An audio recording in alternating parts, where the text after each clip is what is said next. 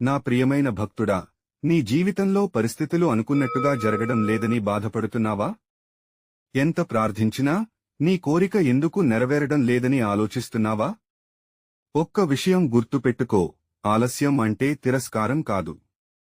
నీకు కావాల్సిన సమయం ఇంకా రాలేదంటే ప్రక్షాళన జరగాలి కదా బిడ్డా. నీవు చూస్తున్నది కేవలం సమస్య, కానీ నేను చూస్తున్నది నీ భవిష్యత్తు. అందుకే చెబుతున్నాను బిడ్డా, ఇంకొంచెం ఓపిక పట్టుకో. నీవు కోల్పోయిన దానికంటే నేను నీకు ఇవ్వబోయేది గొప్పది. నీవు ఊహించనైనా ఊహించలేవు బిడ్డా. నీ కన్నీళ్లను నేను చూస్తున్నాను, నీ ప్రార్థనలను నేను వింటున్నాను. నమ్మకాన్ని మాత్రం వదులుకోకు. సమయం వచ్చినప్పుడు ఇంత ఆలస్యం ఎందుకు చేశావు బాబా అని కాదు, బాబా నువ్వు ఇంత మంచి సమాధానం ఇస్తావని అనుకోలేదు అని నీవే అంటావు.